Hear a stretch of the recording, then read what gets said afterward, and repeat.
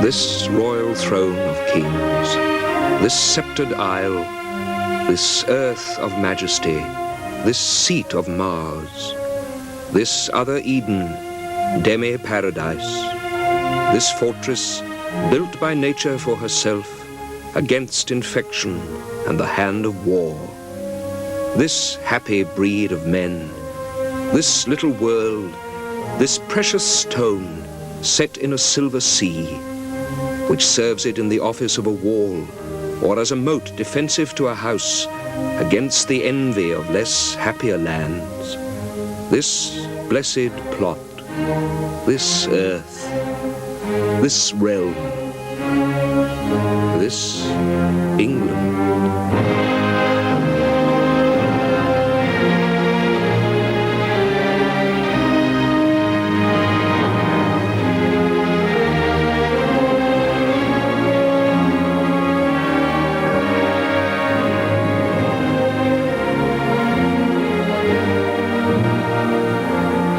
In the early springtime light, see the south coast, a sorry sight.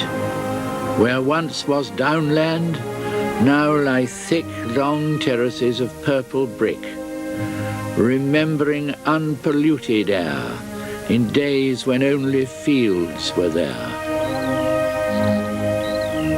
I learnt to love that England.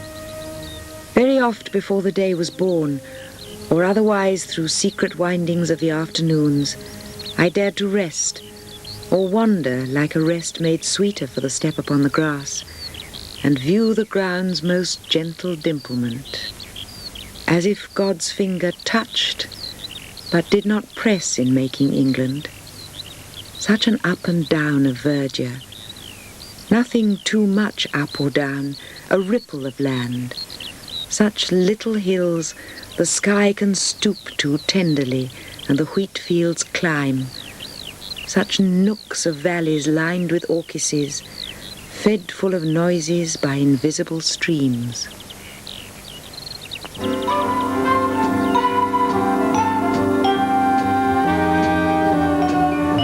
It was the lover and his lass, with a hey and a ho and a hey none and no, that all the green cornfield did pass in the springtime,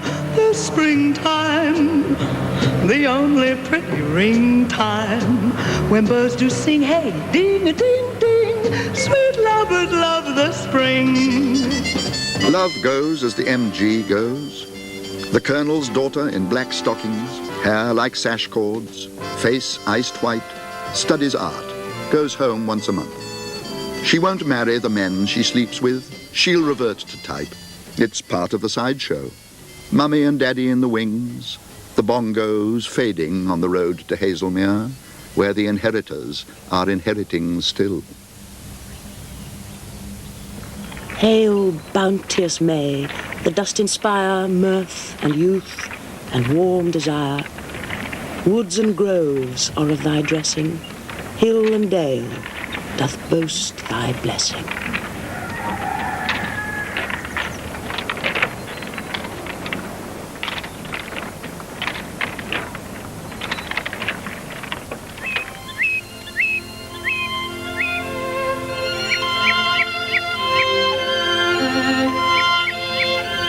Nothing is so beautiful as spring, when weeds in wheels shoot long and lovely and lush.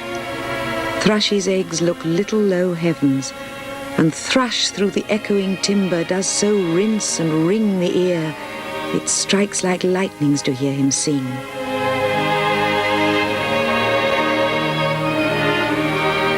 The glassy pear tree leaves and blooms, they brush the descending blue. That blue is all in a rush with richness. The racing lambs too have fair their fling. What is all this juice and all this joy? A strain of the earth's sweet being in the beginning in Eden garden. Have, get, before it cloy, before it cloud Christ Lord, and sour with sinning innocent mind and Mayday in girl and boy. Most, O maid's child, thy choice, and worthy the winning.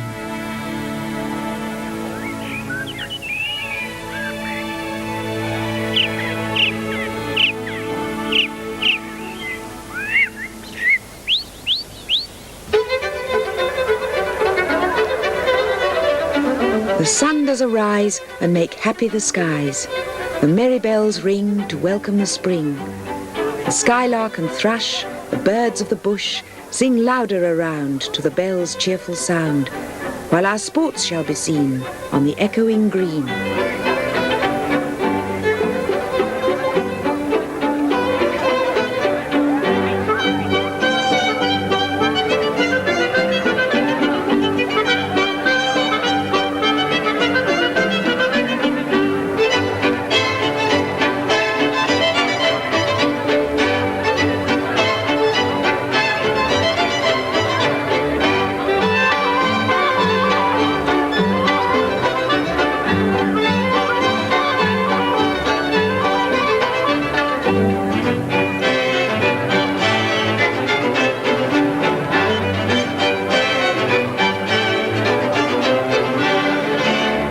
John with white hair does laugh away care, sitting under the oak among the old folk.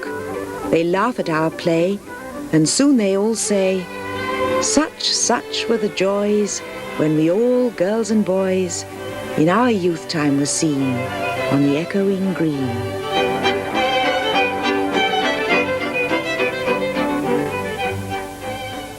New Holland, Lincolnshire.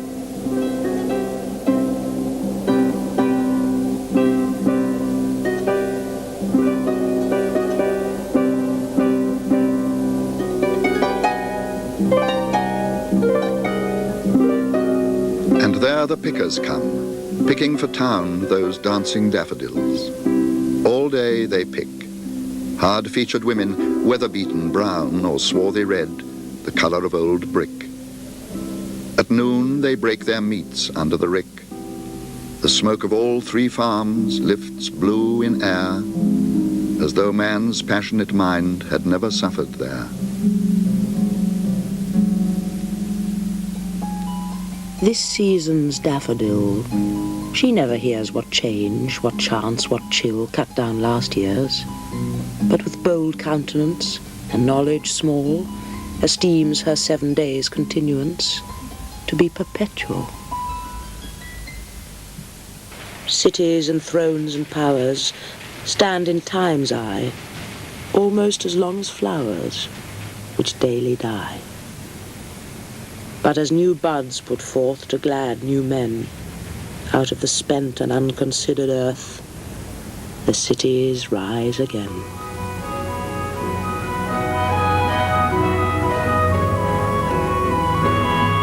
Earth has not anything to show more fair. Dull would he be of soul who could pass by a sight so touching in its majesty. This city now doth like a garment wear the beauty of the morning. Silent, bare, ships, towers, domes, theatres, and temples lie open unto the fields and to the sky, all bright and glittering in the smokeless air.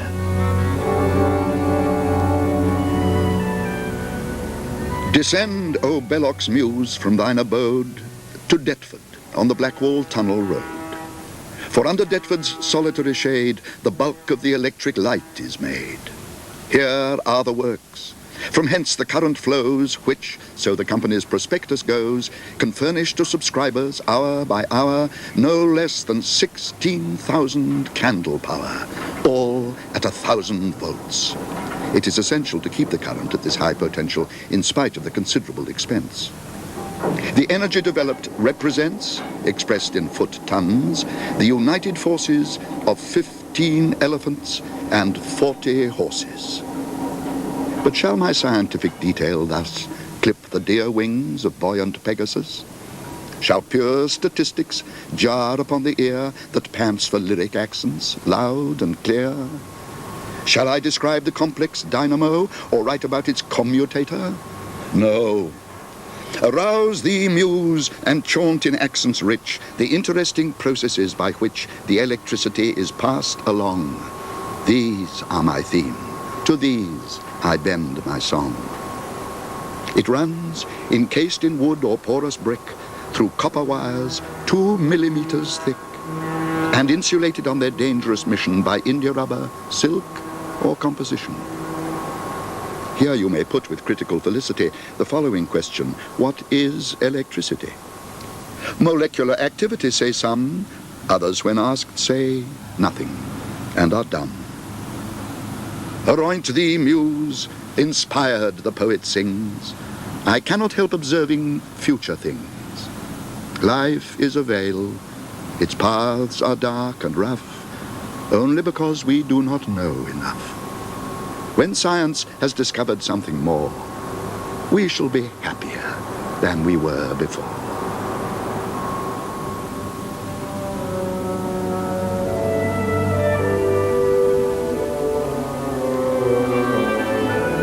The sky widens to Cornwall. A sense of sea hangs in the lichenous branches, and still there's light. The tide is high, and a sleepy Atlantic sends exploring ripple on ripple to far Polzeth.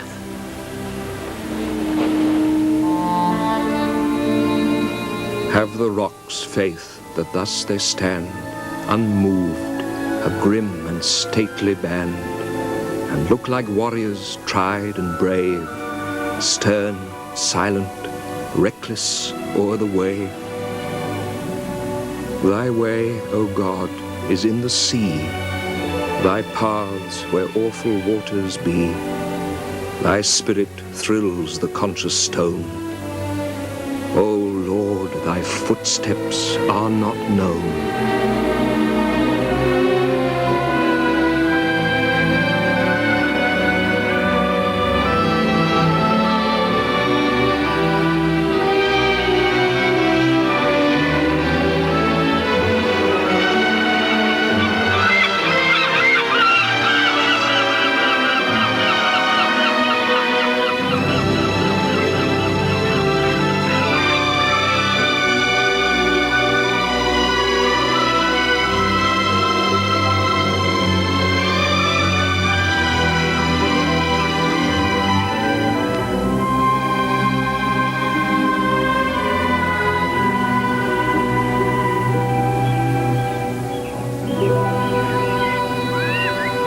Far from the sea, the unregarded Midlands. Now the river is rich, but her voice is low. It is her mighty majesty, the sea, travelling among the villages incognito. Now the river is poor. No song, just a thin, mad whisper. The winter floods have ruined her. She squats between draggled banks, fingering her rags and rubbish. And now the river is rich, a deep choir. It is the lofty clouds that work in heaven, going on their holiday to the sea.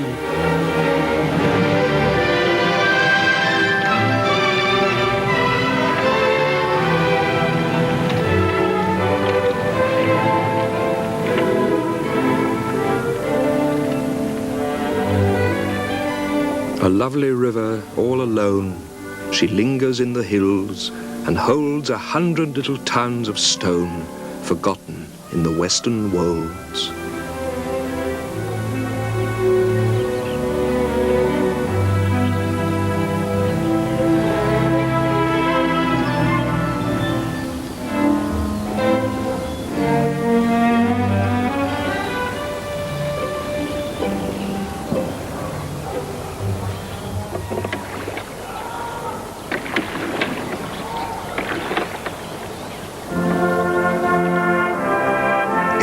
Yellow brick and red, with rooting pipes like creepers rank, the shoddy terraces o'erspread meadow and garth and daisied bank.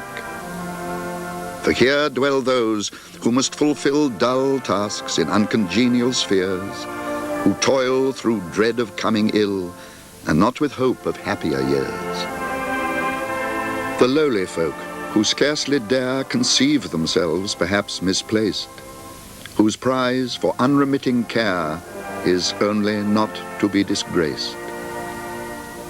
With shelves for rooms the houses crowd, like draughty cupboards in a row, ice chests when wintry winds are loud, ovens when summer breezes blow.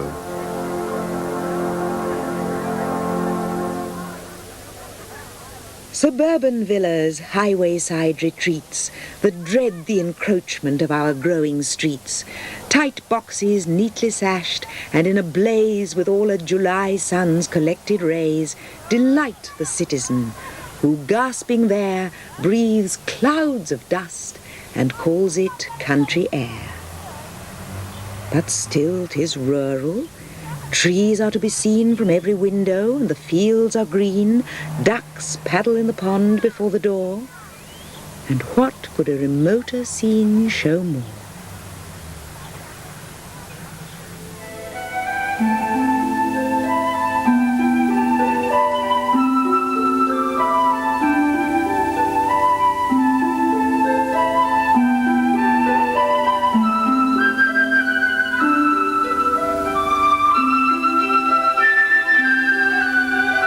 This is the weather the cuckoo likes, and so do I, when showers betumble the chestnut spikes and nestlings fly, and the little brown nightingale bills his best, and they sit outside at the traveller's rest, and maids come forth sprig muslin dressed, and citizens dream of the south and west, and so do I.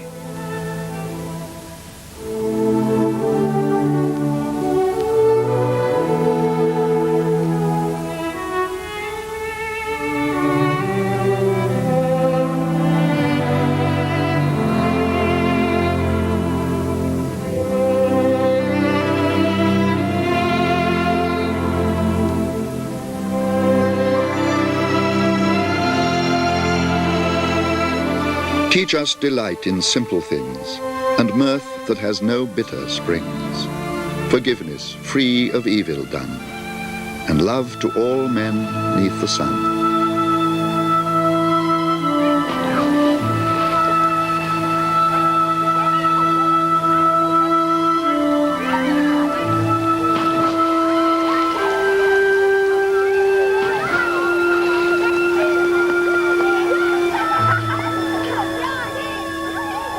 How often have I blessed the coming day, when toil remitting lent its turn to play, and all the village train from labour free led up their sports beneath the spreading tree, while many a pastime circled in the shade, the young contending as the old surveyed, and many a gambol frolicked o'er the ground, and sleights of art and feats of strength went round.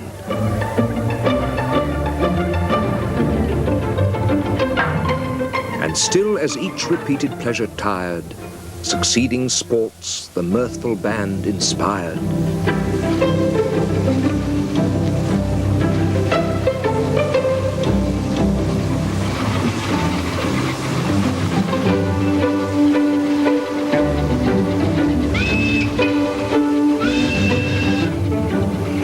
These were thy charms, sweet village.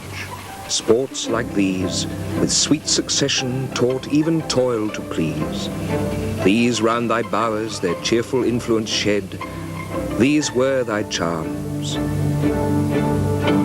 But all these charms are fled.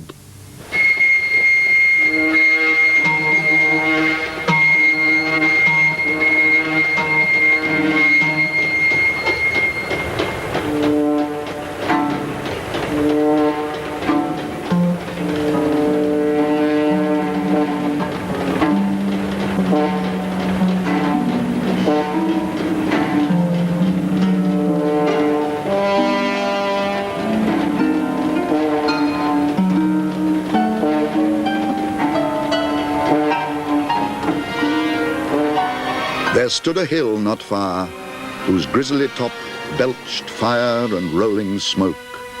The rest entire shone with a glossy scurf, undoubted sign that in his womb was hid metallic ore, the work of sulphur. Thither, winged with speed, a numerous brigade hastened. Mammon led them on, Mammon, the least erected spirit that fell from heaven. By him first, men also, and by his suggestion taught, ransacked the centre.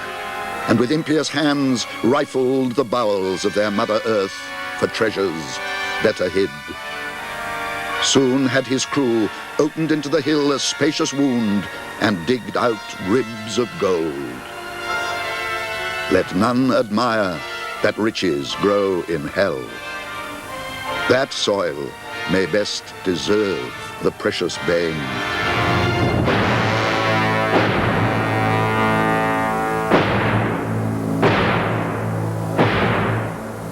I have a vision of the future, chum. The workers' flats in fields of soya beans tower up like silver pencils, score on score, and surging millions hear the challenge come from microphones in communal canteens. No right, no wrong, all's perfect evermore.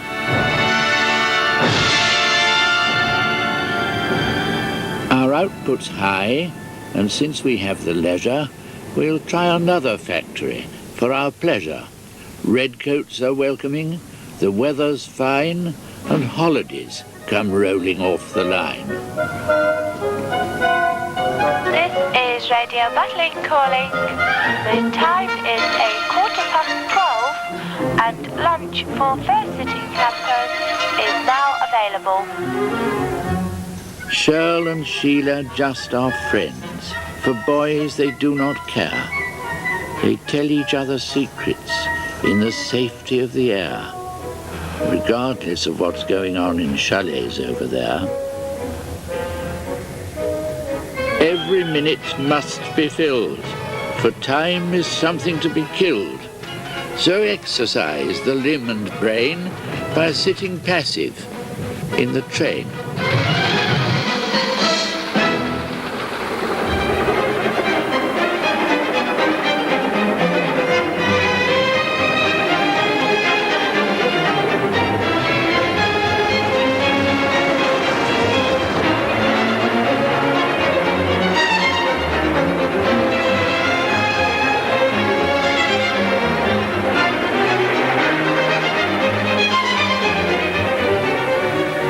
Fairies, faster than witches, bridges and houses, hedges and ditches, and charging along like troops in a battle, all through the meadows, the horses and cattle. All of the sights of the hill and the plain fly as thick as driving rain.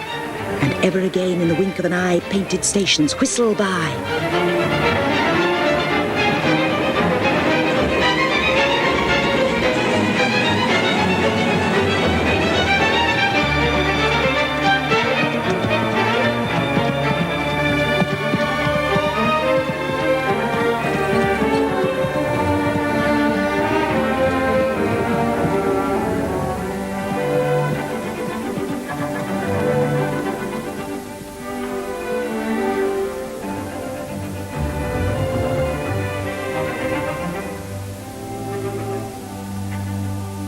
Up on the downs, the red-eyed kestrels hover, eyeing the grass. The field mouse flits like a shadow into cover as their shadows pass. Men are burning the gorse on the down shoulder. A drift of smoke glitters with fire and hangs, and the skies smoulder and the lungs choke. Once the tribe did thus on the downs, on these downs burning men in the frame, crying to the gods of the downs till their brains were turning, and the gods came. And today on the downs, in the wind, the hawks, the grasses, in blood and air, something passes me and cries as it passes on the chalk downland bare.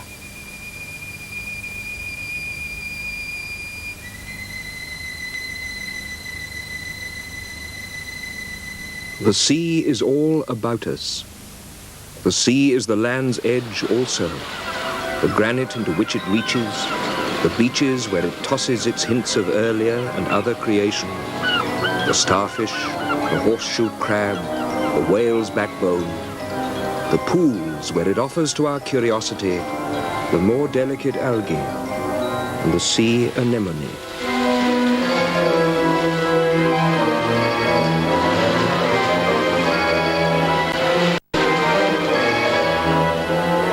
Lady, whose shrine stands on the promontory. Pray for all those who are in ships, those whose business has to do with fish, and those concerned with every lawful traffic, and those who conduct them.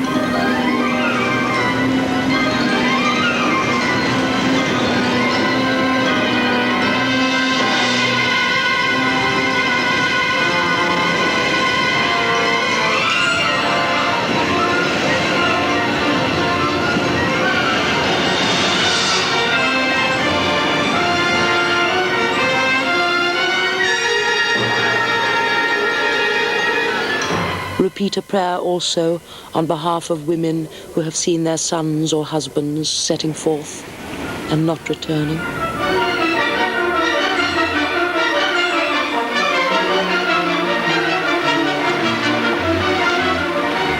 Also pray for those who were in ships and ended their voyage on the sand, in the sea's lips, or in the dark throat which will not reject them, or wherever cannot reach them the sound of the sea bell's perpetual Angelus.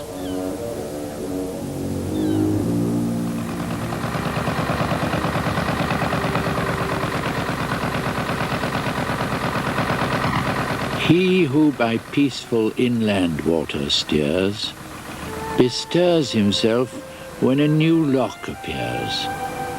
Slow swing the gates, the captive waters rise, another level holds the Midland skies.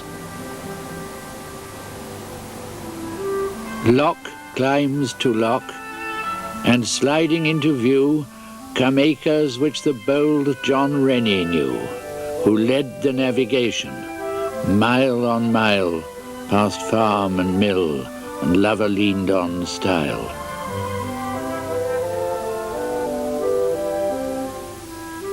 Sweet is the fluting of the blackbird's note, sweet is the ripple from the narrow boat.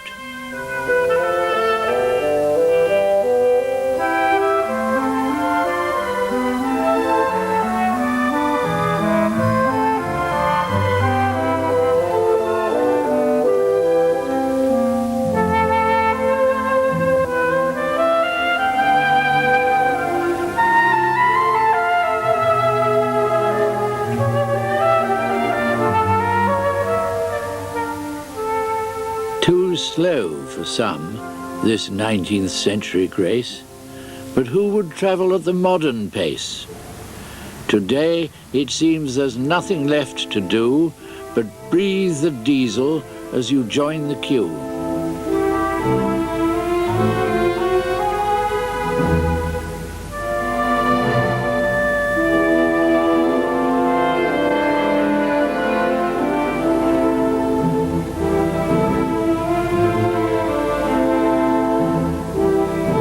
Wheel me gently to the garage, since my car and I must part. No more for me the record and the run. That cursed left-hand cylinder the doctors call my heart is pinking past redemption. I am done. They'll never strike a mixture that'll help me pull my load. My gears are stripped. I cannot set my brakes. I'm entered for the finals down the timeless, untimed road to the maker of the makers of all makes.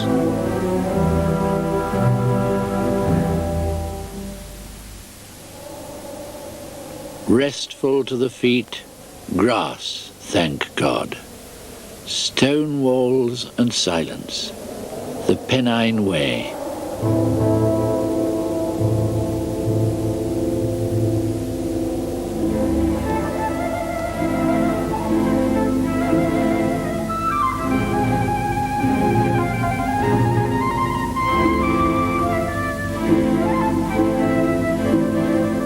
If it form the one landscape that we, the inconstant ones, are consistently homesick for, this is chiefly because it dissolves in water.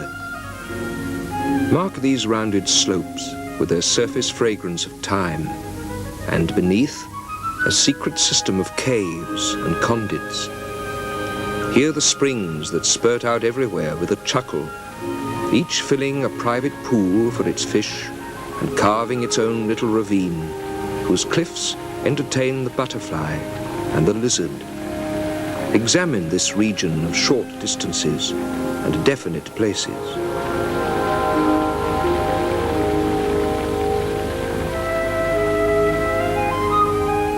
Dear, I know nothing of either.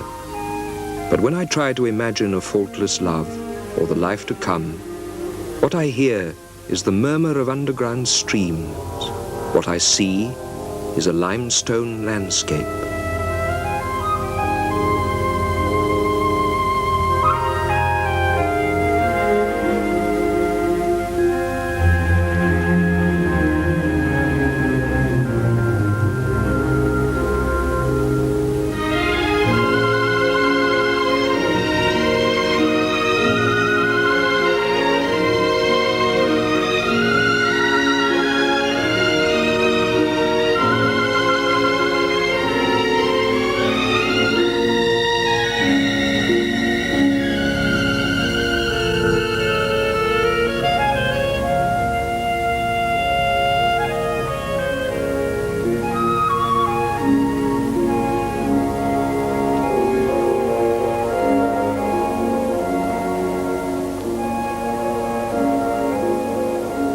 High up to Northumbria and Hadrian's Wall, last outpost of the Roman centurion.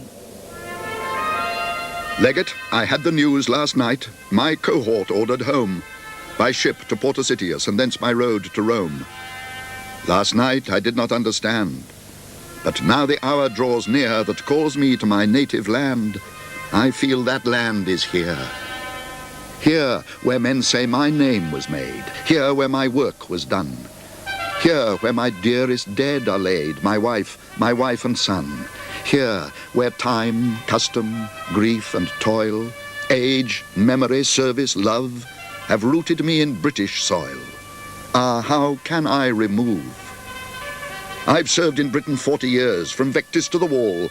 I have none other home than this, nor any life at all. Here is my heart, my soul, my mind, the only life I know. I cannot leave it all behind. Command me not to go.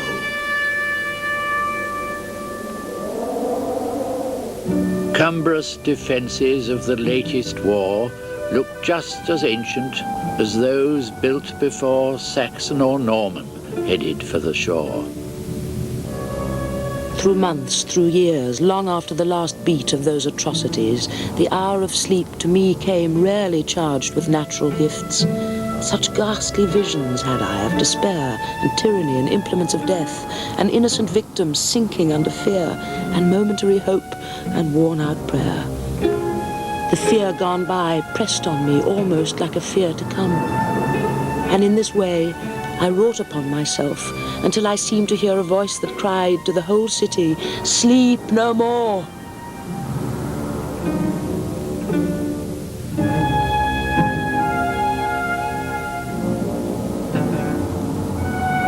Ash on an old man's sleeve is all the ash the burnt roses leave. Dust in the air suspended marks the place where a story ended. Dust inbreathed was a house, the wall, the wainscot, and the mouse. The death of hope and despair, this is the death of air. There are flood and drought over the eyes and in the mouth, dead water and dead sand contending for the upper hand. The parched, eviscerate soil gapes at the vanity of toil, laughs without mirth. This is the death of earth. Water and fire succeed the town, the pasture and the weed. Water and fire deride the sacrifice that we denied. Water and fire shall rot the marred foundations we forgot of sanctuary and choir. This is the death of water and fire.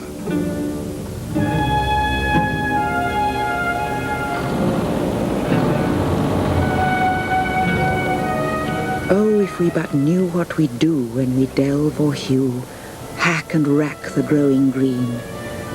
Since country is so tender to touch, her being so slender, that like this sleek and seeing ball, but a prick will make no eye at all, Even where we mean to mend her, we end her when we hew or delve. Aftercomers cannot guess the beauty been. 10 or 12. Only 10 or 12 strokes of havoc unselve the sweet especial scene.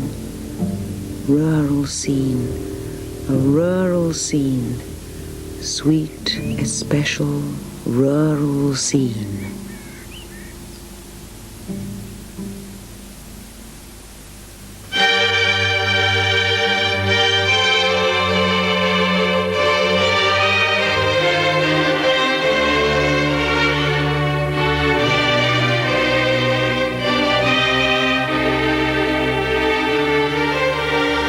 Stay, traveller, with no irreverent haste, approach the mansion of a man of taste. Hail Castle Howard, hail Vanbragh's noble dome, where Yorkshire in her splendour rivals Rome. Here the proud footman to the butler bows, but kisses Lucy when she milks the cows. Here the proud butler on the steward waits, but shares his mistress at the castle gates.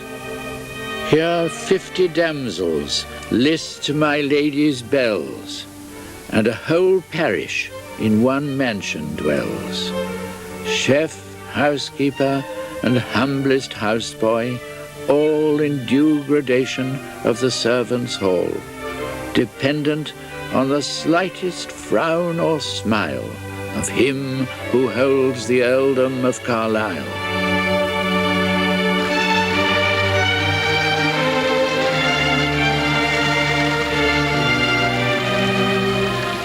But what are wealth and pomp of worldly state? To yonder mausoleum, soon or late, up those broad steps will go great Howard's dust, a journey no man makes before he must.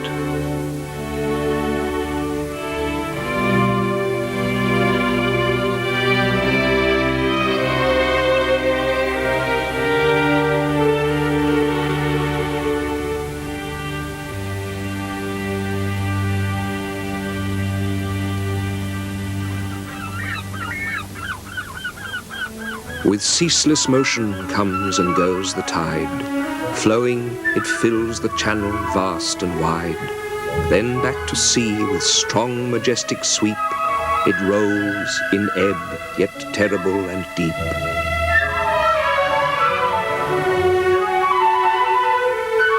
The water only when the tides are high, when low, the mud half covered and half dry. The sunburnt tar that blisters on the planks, and bankside stakes in their uneven ranks.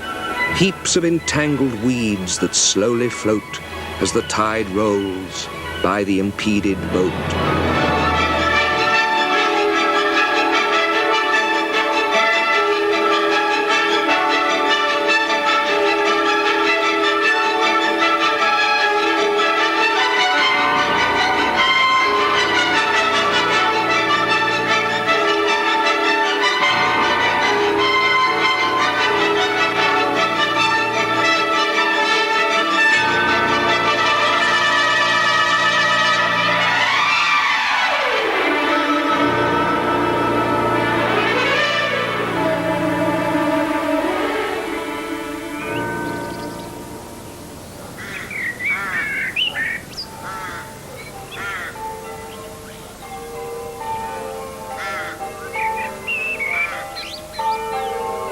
Christmas comes with plenty, Lent spreads out its pall, but these are 5 and 20, the longest Sundays of all, the placid Sundays after Trinity, wheat harvest, fruit harvest, fall. Spring with its burst is over, summer has had its day, the scented grasses and clover are cut and dried into hay, the singing birds are silent, and the swallows flown away. Into my heart an air that kills from yon far country blows. What are those blue remembered hills? What spires, what farms are those? That is the land of lost content. I see it shining plain, the happy highways where I went and cannot come again.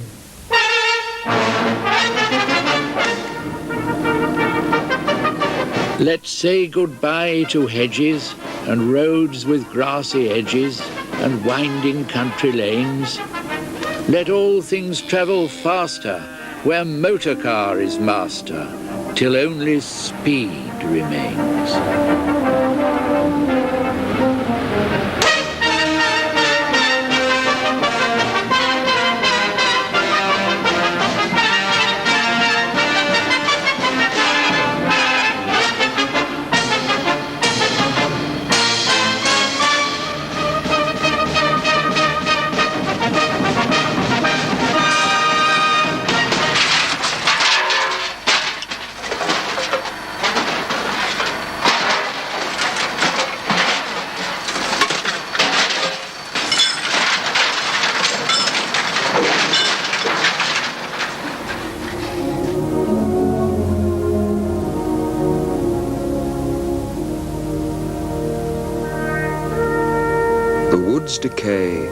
The woods decay and fall. The vapours weep their burden to the ground. Man comes and tills the field and lies beneath, and after many a summer dies the swan.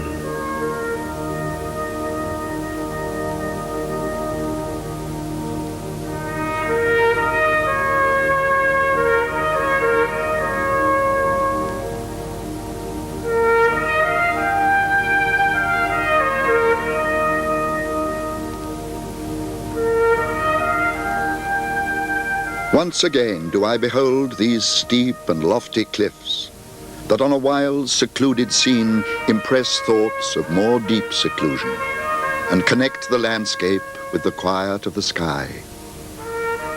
How oft in spirit have I turned to thee, O sylvan Wye, thou wanderer through the woods, how often has my spirit turned to thee.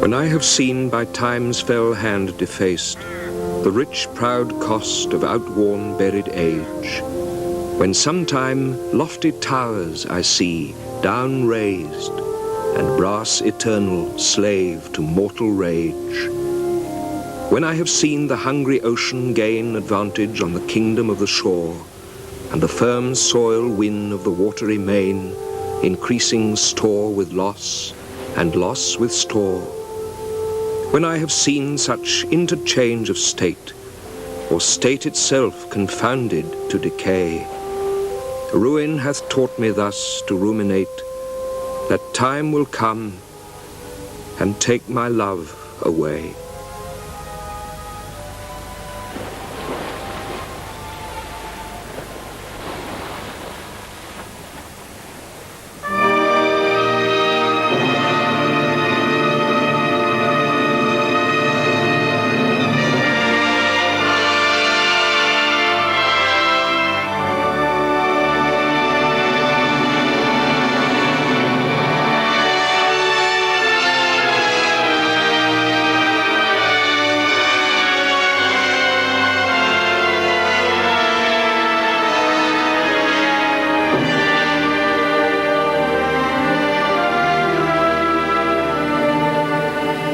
Season it was, turbulent and bleak, when hitherward we journeyed side by side, through burst of sunshine and through flying showers, paced the long vales, how long they were, and yet how fast that length of way was left behind.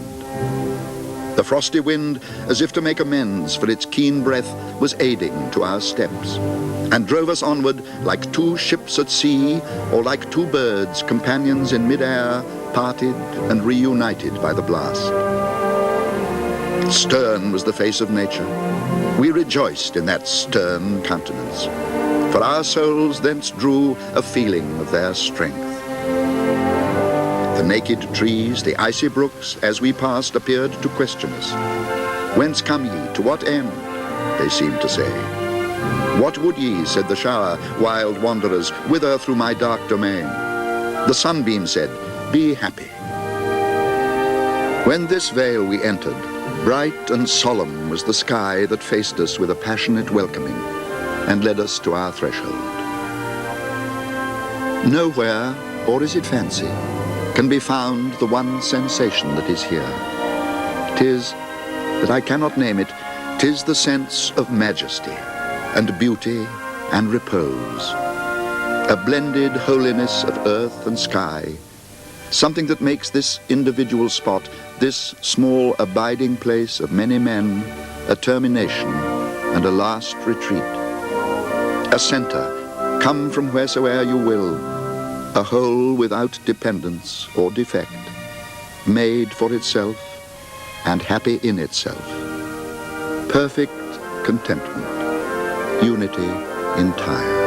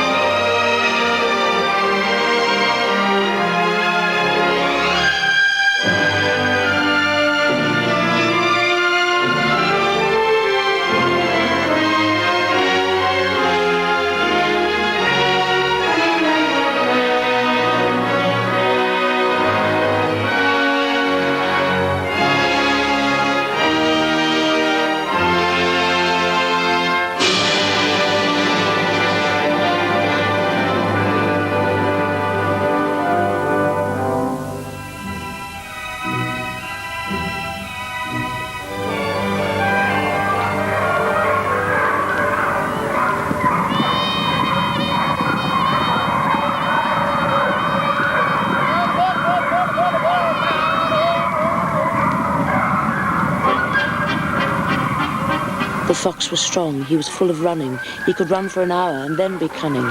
But the cry behind him made him chill. They were nearer now, and they meant to kill. And all the way to that blinding end, he would meet with men and have none his friend. Men to holloa and men to run him, with stones to stagger and yells to stun him. Men to head him, with whips to beat him, teeth to mangle and mouths to eat him. And all the way that wild high crying to cold his blood with the thought of dying.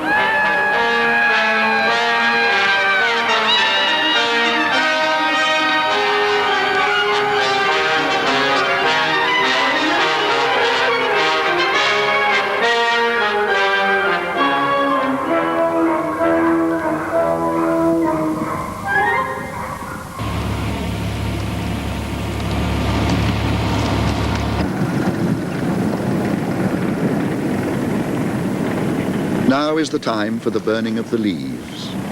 They go to the fire, the nostril pricks with smoke, wandering slowly into a weeping mist. Brittle and blotched, ragged and rotten sheaves.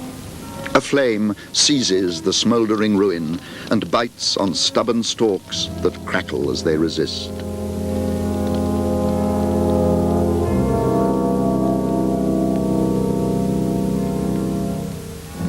Now is the time for stripping the spirit bare.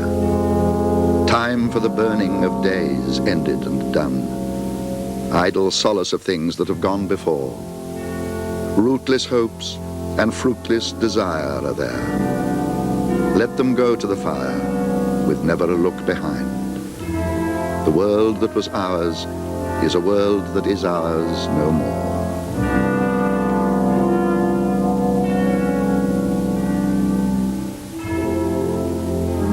And then the wintry winds begin to blow.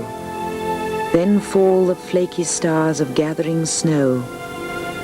When on the thorn the ripening sloe, yet blue, takes the bright varnish of the morning dew. The aged moss grows brittle on the pale. The dry boughs splinter in the windy gale.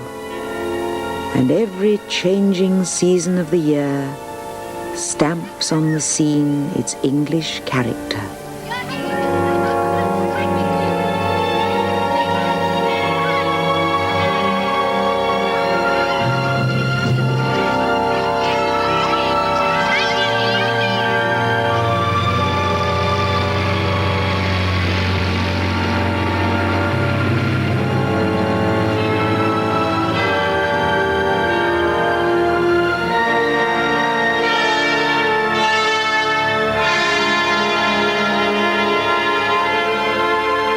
They will come again, the leaf and the flower, to arise from squalor of rottenness into the old splendor, and magical sense to a wondering memory bring the same glory to shine upon different eyes.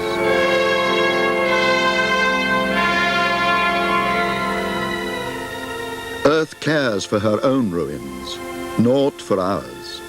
Nothing is certain, only the certain spring.